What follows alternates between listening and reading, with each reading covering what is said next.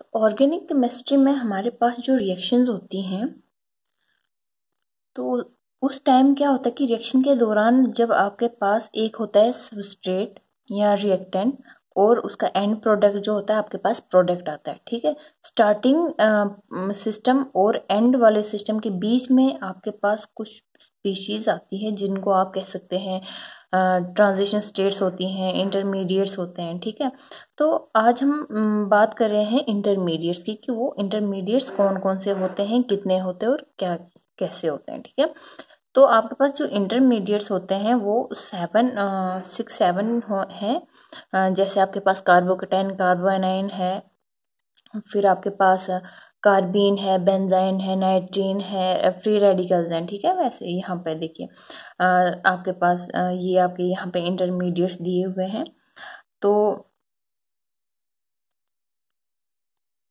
इन intermediates में सबसे पहले हम स्टार्ट करेंगे आज कार्बोकेटाइन के बारे में कि कार्बोकेटाइन है क्या चीज़, ठीक है। तो ऑर्गेनिक एक ऐसी ऑर्गेनिक स्पीशी, एक ऐसा ऑर्गेनिक कंपाउंड नहीं बोल सकते आप उसको, लेकिन जैसे आप वाटर को एज ए मॉलिक्यूल बताते हैं समझाने के लिए, वैसे आप यहाँ पे कार्बोकेटाइन को एज ए ऑर्गेनिक स्पीशी या कंपाउंड लेके चलिए जिसमें कार्बन जो होता है वो पॉजिटिवली चार्ज होता है और जिसमें आपके पास 6 इलेक्ट्रॉन्स होते हैं, ठीक है। ऐसा कार्बन जिसके आउटर शेल में 6 इलेक्ट्रॉन्स होते हैं और वो इलेक्ट्रॉन डेफिशिएंट होने के कारण उसके ऊपर पॉजिटिव चार्ज आता है, तो उस कैटाइन को, उस पॉजिटिवली चार्ज्ड कार्बन को हम क्या कहेंगे, कार्बोकैटाइन कहेंगे, ठीक है। The organic species which has a carbon atom bearing 6 electrons in its outermost shell and is positively charged is called carbocation. It is sp2 hybridized, ठीक है। देखिए इसकी जो हाइब्रिडाइजेशन होती है वो कैसी होती है, sp2 हाइब्रिडाइजेशन होती है और इसके पास जो शेप आती है इसका वो क्या होगा, यहाँ पे ट्राइगोनल प्लेनर होगा, ठीक है। क्या होगा, ट्राइगोनल प्लेनर होगा।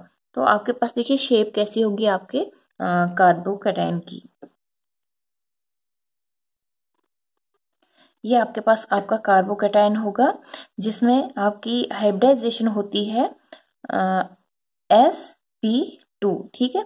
बाकी इसमें जो pz ऑर्बिटल होता है वो एम्प्टी रह जाता है। ये जो है pz ऑर्बिटल है आपके पास, ये क्या रहेगा, एम्प्टी रहेगा, ठीक है। इससे इसकी शेप जो है, इसका कैसा शेप आता है, प्लेनर शेप आता है, या आप कह सकते हो ट्राइगोनल प्लेनर शेप आ सकता है। तो आपका जो ये कार्बोकेटाइन है ये कितने टाइप्स का होता है, ये देखिए। कार्बोकेटाइन जो होता है वो मेनली 2 टाइप का होता है, ठीक है। एक होता है classical carbocation and second one होता है नॉन क्लासिकल कार्बोकेटाइन, ठीक है। तो देखिए इनकी टाइप्स जो हैं, कार्बोकेटाइन की टाइप्स को समझाने से पहले आपको मैं बता दूं, एक कंसेप्ट आता है आपके पास ब्रेडिक्स रूल का, ठीक है। ब्रेडिक्स रूल एक कंसेप्ट है जो आपको कहता है कि आपका जो ब्रिज हेड कार्बन होता है वहां पे पॉजिटिवली चार्ज नहीं आना चाहिए, पॉजिटिव चार्ज नहीं होना चाहिए, या फिर आपका डबल बॉन्ड नहीं आना चाहिए। ये जो 2 कंडीशंस मैंने आपको यहाँ पे बताई है, कंडीशन ए और कंडीशन बी, इसको कहता है ब्रेडिक्स रूल कि ये पॉसिबल नहीं है, मतलब अगर होगा भी तो अनस्टेबल हो जाएगा, ठीक है। क्यों, क्योंकि यहाँ पे जो आपका कार्बन होता है, देखिए इस ये जो आपके पास यहाँ पे कार्बोकेटाइन मैंने आपको बताया कि प्लेनर स्ट्रक्चर होता है, ठीक है, प्लेनर स्ट्रक्चर होता है। लेकिन आपके पास यहाँ पे ये जो ब्रिज हेड कार्बन है इसका स्ट्रक्चर जो होता है क्या होता है, ये पिरामिडल स्ट्रक्चर होता है, ठीक है। तो ये प्लेनर नहीं होगा, बाकी कोई भी स्ट्रक्चर होगा प्लेनर नहीं होगा, तो जिसकी वजह से ये अनस्टेबल हो जाएगा, ठीक है। तो हमेशा हर चीज जो चाहती है, हर स्पीशीज चाहेगी कि वो स्टेबिलिटी की ओर मूव करे या स्टेबल रहे, ठीक है। इसीलिए ऐसी जगहों पे पॉजिटिव चार्ज का होना रूल को क्या करता है, डिसओबे करता है, ठीक है।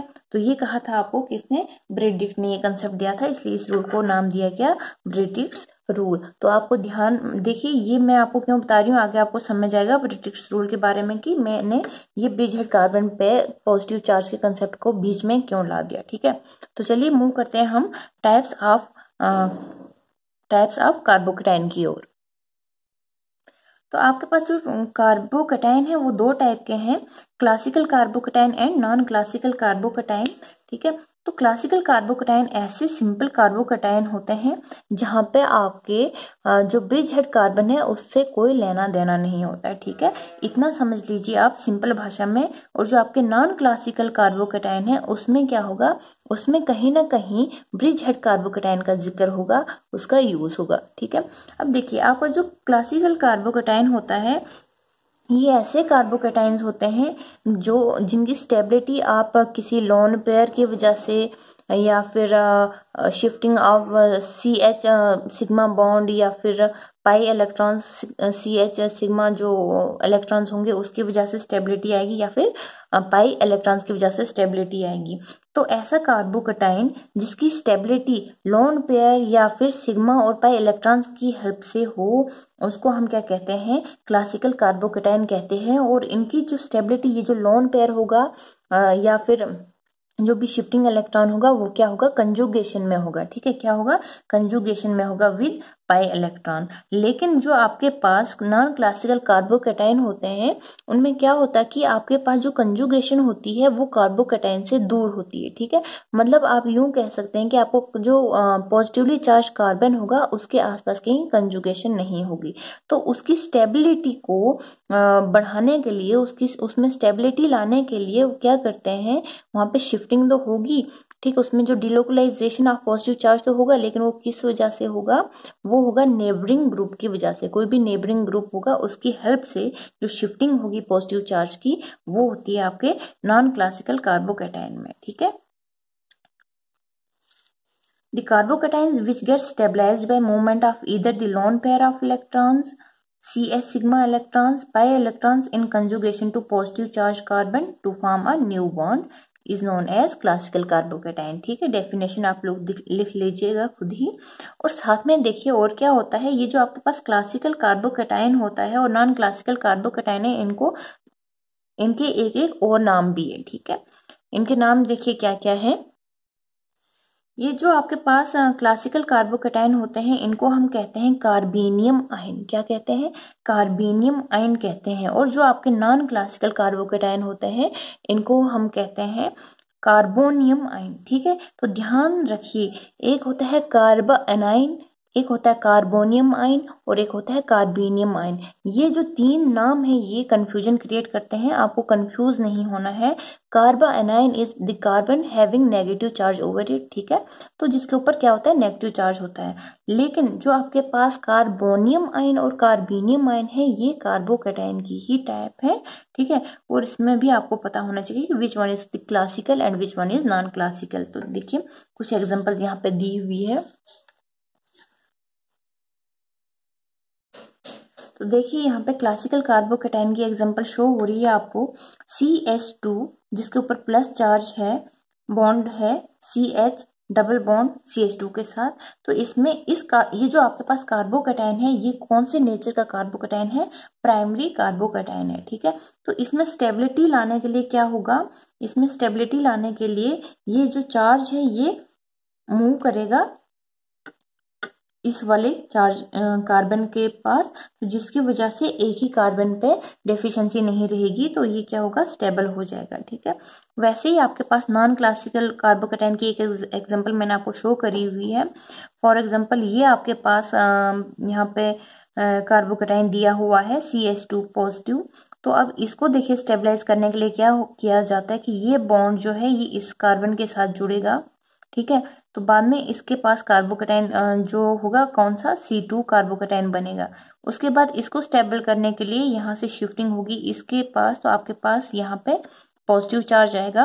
और वैसे वैसे आपने देखा कि आपके पास पॉजिटिव चार्ज कहाँ कहाँ आ रहा है, C1 पे आ रहा है, फिर C2 पे जा रहा है और उसके बाद C4 पे जा रहा है, जो मैंने यहाँ पे आपको फाइनल स्ट्रक्चर बताया हुआ है। और देखिए यहाँ पे ये जो डैश डैश से शो किया है कि आपका जो पॉजिटिव चार्ज है वो कहाँ कहाँ मूव कर रहा है। ठीक है, तो आपके पास ये जो कार्बन है, ये जो कार्बन है ये क्या है, ये 3 सेंटर टू इलेक्ट्रॉन कार्बन होता है, ब्रिज हेड कार्बन जो होता है। तो यहाँ ये क्या होता है, इन्वॉल्वमेंट कर रहा होता है कहीं ना कहीं पर। ठीक है, और भी इसकी एग्जांपल मैं आपको बताती हूँ, उससे आपको ज़्यादा हेल्प हो जाएगी समझने में। देखिए ये यहाँ पे आपके पास एक इस वाले कार्बन पे जब पॉजिटिव चार्ज होता है तो यहाँ से क्या होगा, ये वाला कार्बन इस वाली जगह से शिफ्ट होकर यहाँ पे आएगा, तो आपके पास आएगा, तो ऐसे आएगा आपके पास। तो देखिए यहाँ पे क्या हो रहा है, तो ऐसे आपका जो है कॉर्नर, ये ब्रिज हेड कार्बन जो है ये यूज हो रहा है, और यहाँ पे आपके पास क्या होता है, कार्बोकेटाइन की स्टेबलाइजेशन हो रही है by the delocalisation of positive charge. ठीक है, तो ऐसे करके आपकी एग्जांपल, एक और एग्जांपल आपको मिल गई आपके नॉन क्लासिकल कार्बोकेटाइन की। ठीक है, अभी तक आप लोग ये तो समझ गए होंगे कि कार्बोकेटाइन है क्या, और कार्बोकेटाइन कितने टाइप्स का होता है। ठीक है, आपका ये जो क्लासिकल कार्बोकेटाइन जो है ना, इसमें आपका जो प्राइमरी, सेकेंडरी, टर्शरी कार्बोकेटाइन आ जाते हैं। ठीक है, इसमें लेकिन जहाँ भी ब्रिज हेड कार्बन का इन्वॉल्वमेंट होगी, ठीक है, या ब्रिज्ड कार्बन एटम्स की जो इन्वॉल्वमेंट होगी किसी भी कार्बोकेटाइन में, तो वो आएगा आपके नॉन क्लासिकल कार्बोकेटाइन के अंदर। बाकी सब जो आते हैं वो कहाँ पे आते हैं, क्लासिकल कार्बोकेटाइन में आते हैं। ठीक है, तो चलिए मूव करते हैं generation of carbocation. Generation of carbocation कैसे होंगे, ठीक है, तो जो भी आपके पास आपका ऑर्गेनिक कंपाउंड होगा, जब हम उस पे किसी आयोनाइजिंग सॉल्वेंट का यूज़ करेंगे या फिर किसी एसिड में उसका रिएक्शन करवाएंगे, तो आपके पास वहाँ पे क्या होगा, आपके पास वहाँ पे कार्बोकेटाइन की जनरेशन होगी। तो पहले हम बात करते हैं फ्रॉम अल्काइल हैलाइड्स। इसकी तो बहुत सारे रिएक्शंस होंगी जनरेशन के लिए, कार्बोकेटाइन की जनरेशन के लिए, लेकिन यहाँ पे मैं आपको 4-5 ही बताऊंगी। ठीक है, तो फ्रॉम अल्काइल हैलाइड, आपके पास यहाँ पे अल्काइल हैलाइड मैंने सिंपल एग्जांपल दी हुई है। वहाँ पे अगर आप कोई भी लिविस एसिड डालते हैं या फिर कोई भी स्ट्रांगली आयोनाइजिंग सॉल्वेंट का यूज़ करते हैं, तो वो वहाँ पे क्या करेगा, एक्सट्रैक्शन ऑफ Cl करेगा यहाँ से, और पीछे क्या हो जाएगा, आपका जो कार्बन जिसके साथ Cl जुड़ा हुआ था वो उसके पास डेफिशिएंसी हो जाएगी इलेक्ट्रॉन्स की, बिकॉज Cl जो होगा वो एज ए नेगेटिव चार्ज निकल जाएगा वहां से। ठीक है, तो आपके पास यहाँ पे क्या हो जाएगा, कार्बोकेटाइन की क्रिएशन हो जाएगी। मोस्टली कोई भी रिएक्शन आप करो एसिड की प्रेजेंस में आपको कार्बोकेटाइन मिलेगा। ठीक है, जैसे कि आपके पास अल्कोहल है, H पॉजिटिव का मतलब यहाँ पे कोई भी प्रोटॉन, कोई भी एसिड है, ठीक है, प्रोटोनेशन हो रही है, एसिड की प्रेजेंस में रिएक्शन हो रही है, तो आपके पास पॉजिटिवली चार्ज स्पीशी आ रही है। तो ऐसे यहाँ पे क्या होगा, अल्कोहल लिया है, एसिड आपके पास यहाँ पे O के साथ कनेक्ट हो जाएगा, तो उसके बाद H2 बनेगा, तो जो क्या होगा, ये अनस्टेबल हो जाएगा। उसके बाद ये क्या करेगा, इस बॉन्ड से इलेक्ट्रॉन ले जाएगा और R पॉजिटिव क्रिएट कर देगा। ठीक है, और साथ में आपके पास H2O होगा। वैसे फ्रॉम हम एमाइंस देखते हैं, फ्रॉम एमाइंस द क्रिएशन और द जनरेशन ऑफ कार्बोकेटाइन कैसे होती है। देखिए इस चीज़ का ध्यान रखना है कि यहाँ पे हम कौन सा एसिड यूज़ करते हैं, नाइट्रस एसिड यूज़ करेंगे हम विद HCl, और हीट करेंगे 0 से 5 डिग्री सेल्सियस। ठीक है, तो ऐसे आपको यहाँ पे क्या हो जाएगा, यहाँ पे ये जो नाइट्रस एसिड का N होगा वो यहाँ पे H2 को निकालेगा, साथ में H2O की इसमें, और आपके पास क्या होगा, हाइड्रोजन बनेगा, जो कि साथ में बाद में N2 को रिलीज करके आपके पास पॉजिटिवली चार्ज स्पीशी दे देगा आपको। वैसे फिर फ्रॉम अल्डिहाइड या कीटोन्स आप कर सकते हैं, प्रोटोनेशन करोगे तो आपके पास ऐसी स्पीशी मिलेगी, तो उसकी स्टेबलाइजेशन के लिए आपके पास क्या हो जाएगा, ये जो डबल बॉन्ड होगा ये सिंगल में कन्वर्ट हो जाएगा, जिसकी वजह से आपके पास जो कार्बन होगा उसके ऊपर क्या आ जाएगा, पॉजिटिव चार्ज आ जाएगा, और आपके पास मिलेगा आपको कार्बोकेटाइन। वैसे ही फ्रॉम एपोक्साइड्स आप कर सकते हैं, एपोक्साइड्स में क्या हो जाएगा, एपोक्साइड्स में आपका जो ऑक्सीजन के लोन पेयर्स होते हैं वो इसके एसिड के प्रोटॉन को अट्रैक्ट करेंगे अपनी तरफ, और जिसकी वजह से इसके ऊपर पॉजिटिव चार्ज आएगा, और इस पॉजिटिव चार्ज को ख़त्म करने के लिए ये क्या करेगा, ये जो कार्बन और ऑक्सीजन के बीच का बॉन्ड होता है उसको ब्रेक करेगा, और आपके पास आएगा कार्बोकेटाइन। ठीक है, तो कार्बोकेटाइन की जनरेशन जो है उतना टफ नहीं है, इसलिए मैंने सिंपल एग्जाम्पल देके आपको समझाया कि कार्बोकेटाइन की जनरेशन आप किसी भी एसिड या स्ट्रॉन्ग आयोनाइजिंग सॉल्वेंट की प्रेजेंस में कर सकते हैं। ठीक है, तो बस आपको पता होना चाहिए कि एसिड्स जो होते हैं वो उनका क्या फार्मूला है और कितने टाइप के हैं, वो क्यों, आगे जाके आपको पता चलेगा। ठीक है, इतना आपको पता चला कि किसी भी रिएक्शन में, किसी भी सॉल्वेंट, किसी भी रिएक्टेंट के ऊपर जब आप एसिड से एक्शन करवाते हो तो आपके पास पॉजिटिवली चार्ज स्पीशी आ जाती है। ठीक है, तो मैंने आपको कहा था कि किसी भी ऑर्गेनिक कंपाउंड पे एसिड से एक्शन करवाओ तो कार्बोकैटायन मिलेगा। देखिए कार्बोकैटायन अब बच्चों की समझ में ऐसा होगा कि कार्बोकैटायन तो तभी बनेगा जब वो स्टेबल होगा। जरूरी नहीं है, रिएक्शन के दौरान आपके पास स्टेबल भी बन सकता है, अनस्टेबल भी बन सकता है कार्बोकैटायन। तो जब आपके पास कार्बोकैटायन अनस्टेबल होगा तो वो उसके बाद क्या करेगा, अपने आप को स्टेबल करने के लिए रीअरेंजमेंट करेगा। ठीक है, वो हम आगे बढ़ते हैं। फिलहाल सिर्फ इतना देखिए कि एसिड का यूज हो रहा है कार्बोकैटायन की जनरेशन के लिए। तो एसिड कितने टाइप्स के होते हैं और कौन सा एसिड किस टाइप का रिएक्शन या फिर कैसे प्रोसीड करवाएगा रिएक्शन को। ठीक है, तो देखिए एसिड आपके पास जो है दो टाइप के होते हैं यहाँ पे। एक तो प्रोटिक एसिड होता है, एक लिविस एसिड। ठीक है, प्रोटिक एसिड का मतलब जिसमें प्रोटॉन होगा, जो आपको प्रोटॉन दे पाएगा। ठीक है, H पॉजिटिव जो आपको दे पाएगा।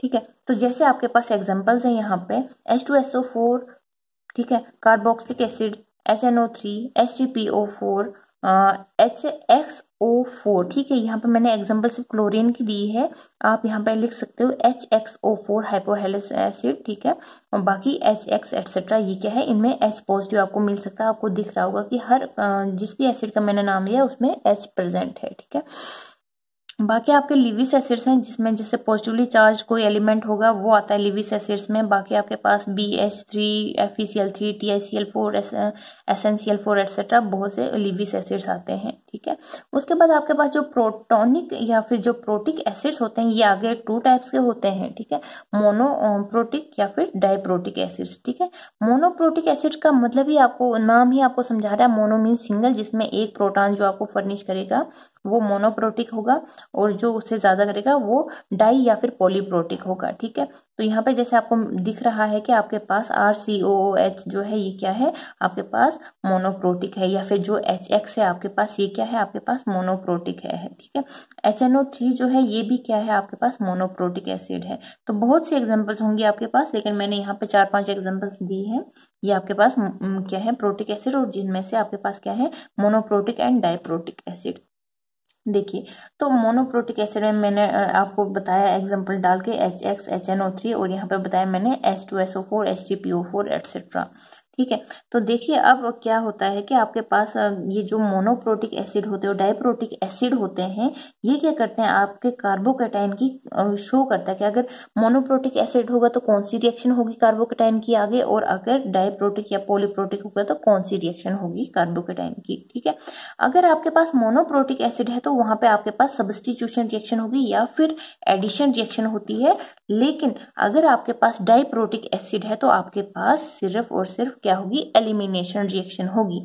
क्या होगी, एलिमिनेशन रिएक्शन होगी। ठीक है, उसके बाद एक और चीज आपको ध्यान रखनी है कि अगर आपके पास डाइप्रोटिक एसिड है और साथ में आपको लिखा हुआ है कि it is concentrated acid, concentrated H2SO4, तो वहां पे क्या होगी, एलिमिनेशन रिएक्शन होगी। बट अगर वहां पे लिखा हुआ है डाइल्यूट H2SO4 तो वहां पे एलिमिनेशन नहीं होगी। ध्यान रखिएगा, वहां पे क्या होगा, वहां पे होगी हाइड्रेशन होगी। ठीक है, वहां पे एडिशन ऑफ OH होगा। ठीक है, जहां पे नेगेटिव पार्ट जो ऐड होता है कार्बोकैटायन पे, जब कार्बोकैटायन होगा वहां पे डबल बॉन्ड की क्रिएशन नहीं होगी। इस टाइम पे क्या होगा, वहां पे होगी एडिशन ऑफ OH। आगे आपको पता चलेगा कैसे क्या होता है। ठीक है, मतलब आपके पास जो डाइप्रोटिक एसिड होता है ये आपको आगे प्रोडक्ट में क्या देगा, अल्कीन की फॉर्मेशन देगा। डबल बॉन्ड वहां पे आपको दिखेगा प्रोडक्ट में, कब, जब आपके पास डाइप्रोटिक एसिड होगा, वो भी किस फॉर्म में, कंसंट्रेटेड फॉर्म में। अगर आपके पास डाइल्यूट H2SO4 है, या फिर आप लिखेंगे कि H2SO4 विद वाटर या एक्वस H2SO4, तो वहां पे क्या होगा, एडिशन ऑफ OH होगा और नो डबल बॉन्ड फॉर्मेशन होगी। ठीक है, तो आपके पास कुछ चीजें जो नोट करने लायक है वो देखिए आगे क्या है। जो आपका नाइट्रिक एसिड होता है, मतलब HNO3 जो होता है, ये क्या करता है, सिर्फ सब्स्टिट्यूशन रिएक्शन ही नहीं देता है, ये एलिमिनेशन रिएक्शन भी देता है। मैंने इसकी एग्जांपल मोनोप्रोटिक में डाली है, क्यों, क्योंकि ये मोनोप्रोटिक एसिड है। लेकिन monoprotic acid substitution reaction show करता है, एडिशन शो करता है, लेकिन जो नाइट्रिक एसिड है ये एक्सेप्शनल केस है, ये क्या करेगा, एलिमिनेशन रिएक्शन भी शो करता है। ठीक है, और आपके पास जो हाइपोहेलिस एसिड है ये क्या करता है, ये हालांकि है तो ये मोनोप्रोटिक एसिड, लेकिन इसका जो स्ट्रक्चर है ये काफी बड़ा है। ठीक है, इसका स्ट्रक्चर जो है बड़ा है, जिसकी वजह से ये क्या करता है, ये सब्स्टिट्यूशन या एडिशन रिएक्शन शो नहीं कर पाता है। तो ये देता है आपको एलिमिनेशन रिएक्शन। क्या देगा, ये आपको एलिमिनेशन रिएक्शन देगा। उसके बाद आपके पास क्या होता है, रिएक्शन ऑफ कार्बोकटाइन। तो आपके पास जो कार्बोकटाइन अभी तक आया रिएक्शन में, ठीक है, वो आगे आपके पास जो काम करेगा, सिर्फ कार्बोकटाइन की क्रिएशन होगी, उसके आगे और रिएक्शन होगी। तो कौन कौन सी रिएक्शन वो देते हैं, ठीक है, रीअरेंजमेंट टाइप की रिएक्शन देंगे, वो SN1 रिएक्शन देंगे, E1 रिएक्शन देंगे और एडिशन रिएक्शन देंगे। एक और बात जो आपको ध्यान रखने वाली है यहाँ पे, कि आपके जो कार्बोकटाइन होते हैं ना रिएक्शन, कार्बोकटाइन जो होते हैं इंटरमीडिएट्स, ये क्या करते हैं, न्यूक्लियोफिलिक सब्स्टिट्यूशन हो या एलिमिनेशन होगी, उनमें जो होगा फर्स्ट आर्डर टाइप की रिएक्शन देंगे, ठीक है। इस चीज का ध्यान रखना। जब आपके पास ट्रांजिशन स्टेट होती है, ठीक है, देखिए इंटरमीडिएट और ट्रांजिशन स्टेट में आपको डिफरेंस पता होना चाहिए। तो आपका जो ट्रांजिशन स्टेट होता है वो सेकंड ऑर्डर रिएक्शन देगा, लेकिन आपका जो इंटरमीडिएट कार्बोकटाइन है वो क्या देता है, वो फर्स्ट ऑर्डर रिएक्शन देता है। दैट मीन्स अगर आपके पास ट्रांजिशन स्टेट आ रही है, तो ट्रांजिशन स्टेट अगर सब्स्टिट्यूशन रिएक्शन देगा तो वो कौन सी टाइप की देगा, SN2 रिएक्शन देगा। एलिमिनेशन देगा तो कौन सी देगा, E2 वाली देगा, ठीक है। तो इस चीज को ध्यान में रखिए, कहीं पे आपको पूछ सकते हैं। तो ये है रिएक्शंस। आगे हम बढ़ते हैं। तो अब हम बात करते हैं कार्बोकटाइन की स्टेबिलिटी की, ठीक है। आपका जो कार्बोकटाइन होता है वो प्लेनर होता है, आपको मैंने बता दिया। एरोमेटिक कंपाउंड्स प्लेनर होते हैं, ये भी आप जानते होंगे।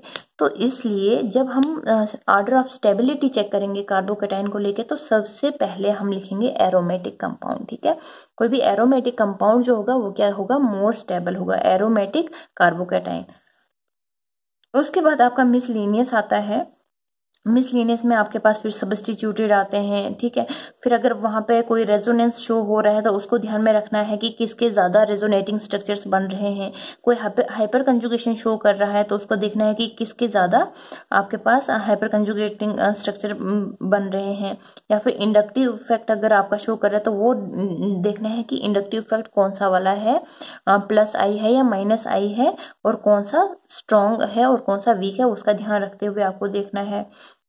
उसके बाद आपके पास आता है S करेक्टर, एंड लास्ट पे आपके पास आता है एंटी एरोमेटिक कंपाउंड, ठीक है। तो आपके पास जो ऑर्डर है स्टेबिलिटी का वो आपको ऐसे करना है और यहाँ की ओर मूव करना है, ठीक है। एरोमेटिक कंपाउंड्स, फिर miscellaneous compounds, substituted carbocation, resonance देखना है, hyper conjugation, inductive effect, percentage S character and anti aromatic, ठीक है। देखिए इसमें क्या होता है कि आपका जो कार्बोकैटाइन होता है ना, उसकी स्टेबिलिटी के लिए आपको मेन जो होते हैं 4 ही चीजें होती हैं रिस्पॉन्सिबल, ठीक है। एक तो रेजोनेंस, ठीक है, उसके बाद हाइपर कंजुगेशन, उसके बाद आपका इंडक्टिव इफेक्ट एंड हाइब्रिडाइजेशन, ठीक है। ये मेन चीजें 4 आपको याद रखनी है, ठीक है। तो रेजोनेंस में आपको देखना है कि +R शो हो रहा है या -R शो हो रहा है, ठीक है। हाइपर कंजुगेशन में आपको देखना है कि हाइपर कंजुगेशन देखिए है कि it is a no bond resonance, ठीक है, नो बॉन्ड रेजोनेंस, या फिर सिग्मा पाई बॉन्ड रेजोनेंस भी कहते हैं इसको, ठीक है, sigma bond resonance. And inductive effect में +I एंड -I इफेक्ट का देखना है। और ये जो +I, -I, +R, -R ये देखना है, इसमें आपको देखना है कि कौन सी टाइप जो है वो स्टेबलाइज करती है आपको कार्बोकैटाइन को, और कौन सी जो है वो डिस्टेबलाइज करती है, ठीक है। तो देखिए जब आप सिंपल टर्शरी, सेकेंडरी और प्राइमरी की बात करोगे तो आपको अभी तक तो आपने पहले से पढ़ा होगा कि tertiary is more stable than secondary, which in turn is more stable than primary carbocation. और हाइब्रिडाइजेशन में आपके पास है कि sp3 is more stable as compare to sp2, which is more stable as compare to sp hybridisation, ठीक है। तो देखिए आपके पास क्या होता है कि आपके पास जो रेजोनेंस वाला सिस्टम आता है ना रेजोनेंस में, तो इसमें क्या होता है आपके पास +R और -R। +R जो होता है वो स्टेबलाइज करता है आपके कार्बोकैटाइन को, ठीक है। देखिए आप जानते हैं कि आपका जो रेजोनेंस में होता है, एक +R होता है, एक -R होता है, ठीक है। +R जो है आपका, मैं एग्जांपल दूंगी आपको सिर्फ यहाँ पे किसकी, मिथाइल की। आपका जो मिथाइल है ये क्या करता है, यहाँ पे +R शो करता है, ठीक है। सिर्फ मिथाइल के एग्जांपल दे रही हूँ मैं +R के लिए, वो क्यों, क्योंकि मुझे आपको ये ट्रेंड समझाना है, ठीक है। तो जैसे ही आपके पास होगा इस टाइप का, मान लीजिए ये Me होगा यहाँ पे और ये आपका कार्बोकैटाइन होगा, ठीक है। तो ये क्या करेगा, ये क्या करता है, इलेक्ट्रॉन्स देता है, ठीक है, इलेक्ट्रॉन्स देता है।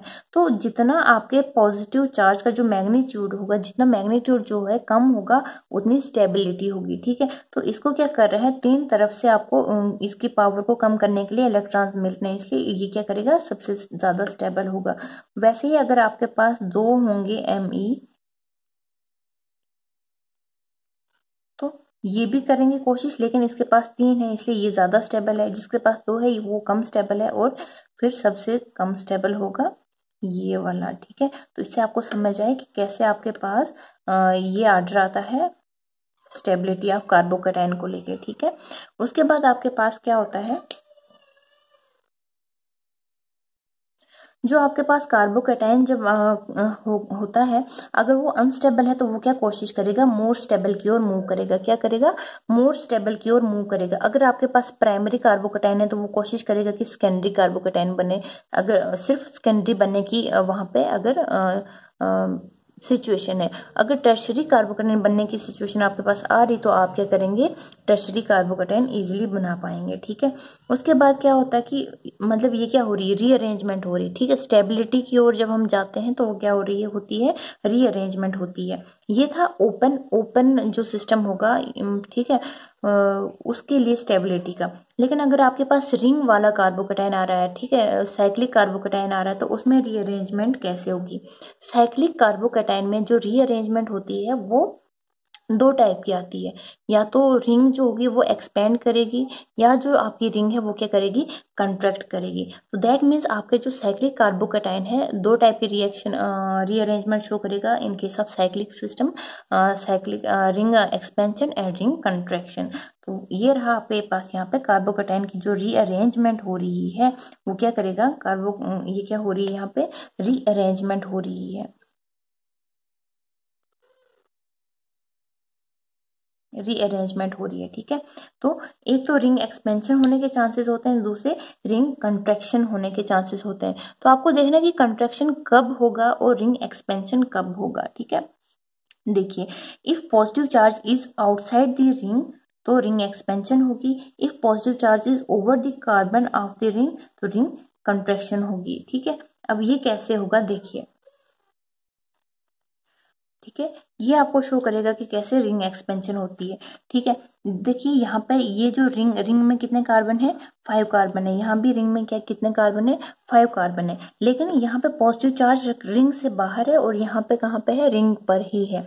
तो ये करेगा रिंग एक्सपेंशन एंड ये करेगा रिंग कंट्रैक्शन। रिंग एक्सपेंशन देखिए कैसे होगी, कहीं से भी या ये वाला बॉन्ड यहाँ से हट के यहाँ पे आ जाएगा या यहाँ से हट के आएगा। मान लीजिए ये यहाँ से उठा और यहाँ पे हो गया, ठीक है। मान लीजिए ये है 1, ये 2, 3, 4, 5 एंड 6, ठीक है। तो आपके पास क्या हुआ, ऑलरेडी 5 मेंबर रिंग थी, अब 6 मेंबर हो जाएगी, और आपके पास 6 वाला बॉन्ड जो है 1 के साथ जुड़ गया है।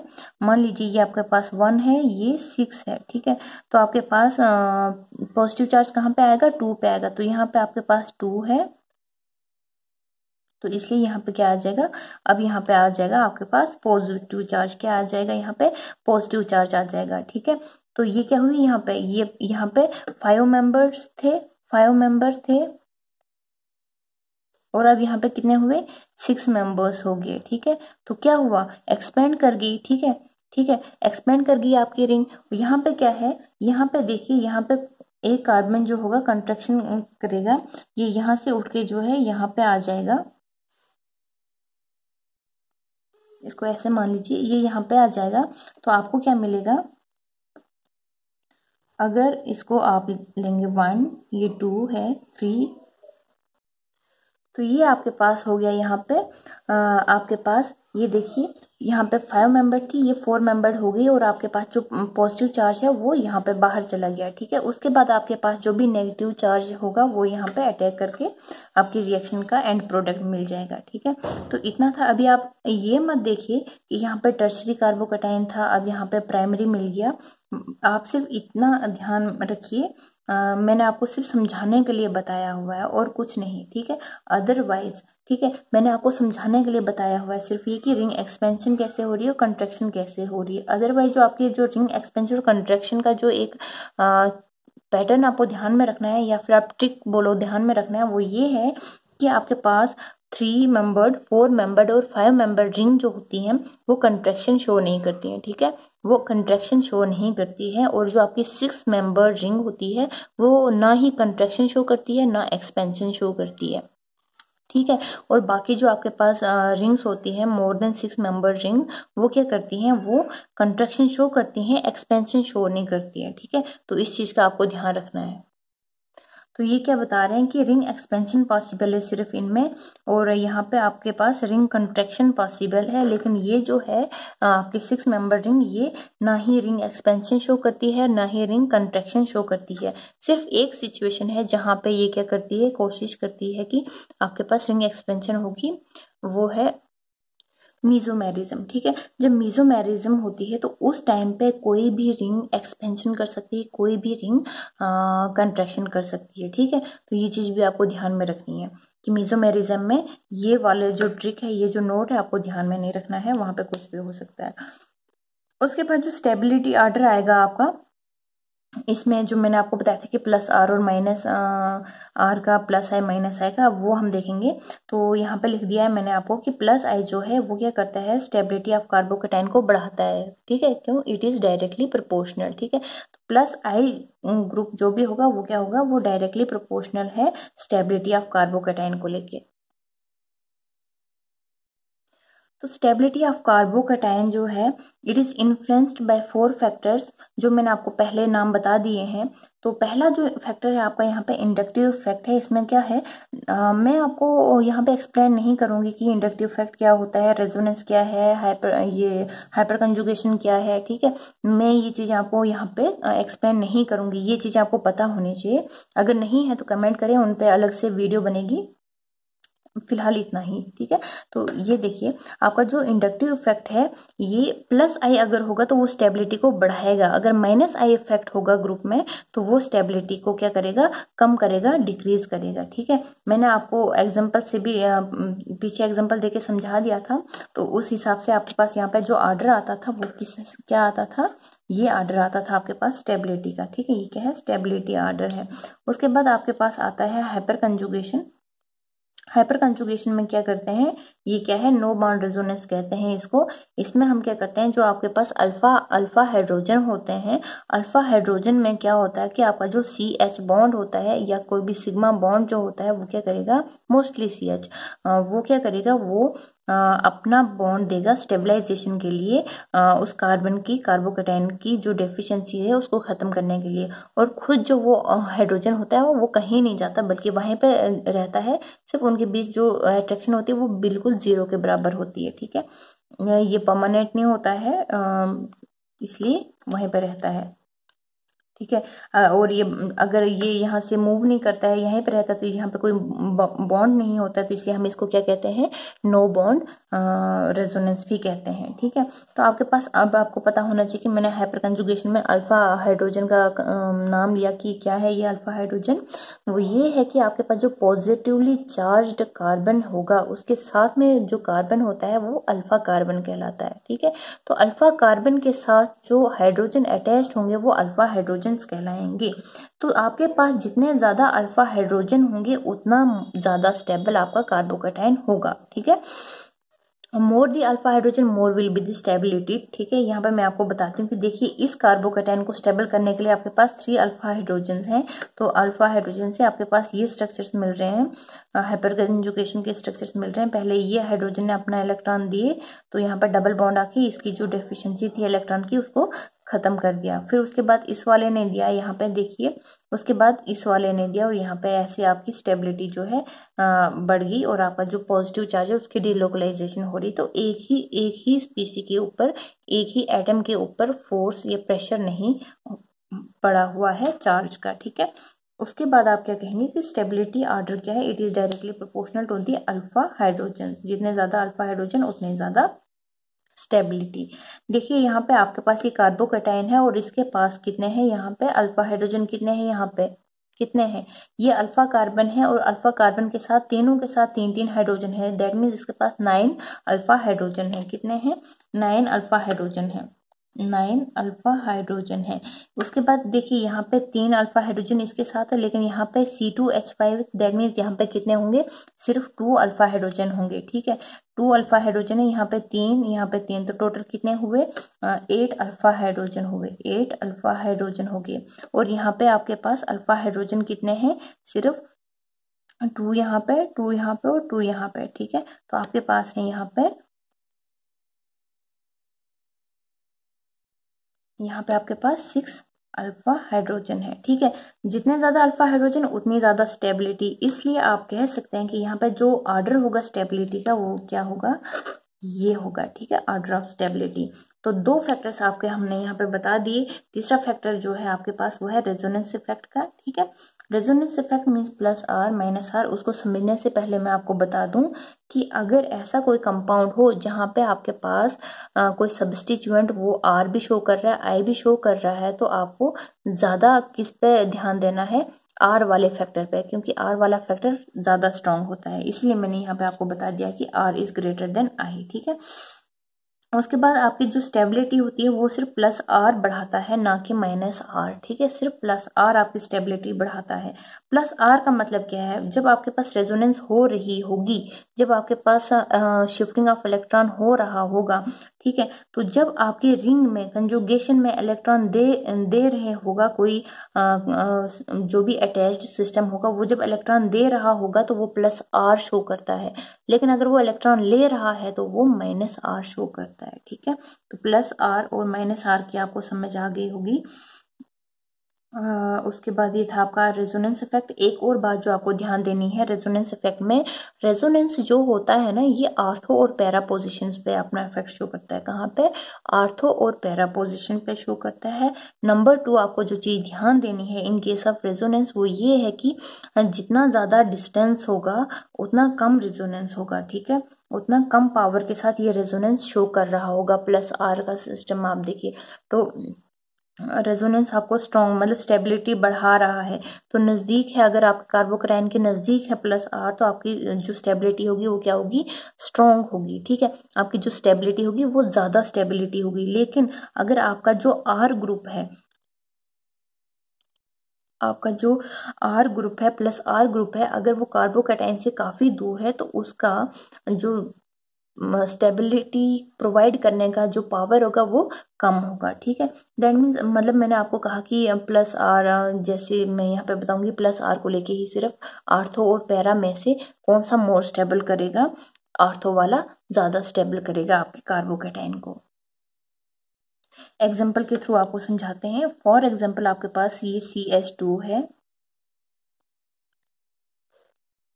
अगर आपके पास ऐसे है तो आपका जो R जो है ये क्या कर रहा है, प्लस R जो क्या है ये क्या करेगा, ये इलेक्ट्रॉन्स यहाँ से यहाँ की ओर शिफ्ट करेंगे। ठीक है, यहाँ पे क्या हो रहा है, तो यहाँ पे क्या हो जाएगा, प्लस प्लस आ जाएगा। ठीक है, तो ये क्या कर रहा है, ये यहाँ पे इलेक्ट्रॉन्स दे रहा होता है।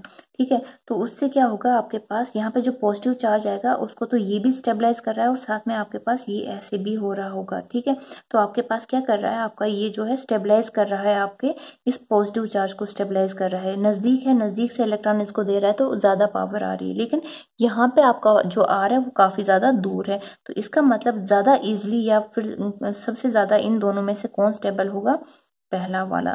ठीक है, तो फोर्थ जो फैक्टर मैंने आपको बताया यहाँ पे स्टेबिलिटी जो प्रोवाइड करता है वो है आपकी हाइपर कंजुगेशन, हाइपर कंजुगेशन नहीं, हाइब्रिडाइजेशन। एंड हाइब्रिडाइजेशन में तो मैंने आपको पहले ही बता दिया है कि sp3 इज मोर स्टेबलाइजेशन और स्टेबलाइजेशन प्रोवाइडिंग। ठीक है, stability providing, and then sp2, and sp2 carbocation is more stable as compare to sp carbocation. ठीक है, वो यहाँ पे आप लिखो या फिर ना लिखो, लिख ही लेते हैं। फोर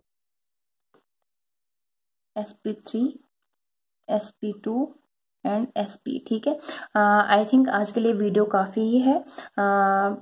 इससे आगे भी थोड़ा सा है, जो जैसे कि आपको रिएक्शन हम बताएंगे, आपको रिएक्शन कैसे करनी है। अभी तक सिर्फ आपने स्टेबिलिटी देखी, जनरेशन ऑफ कार्बोकैटायन देखा और कार्बोकैटायन के बारे में देखा। ठीक है, तो देखिए कार्बोकैटायन, उम्मीद है आपको समझ आ गई होगी, उतना भी टफ नहीं है। कार्बोकैटायन क्या है, ये एक इलेक्ट्रॉन डेफिशिएंट सिस्टम है।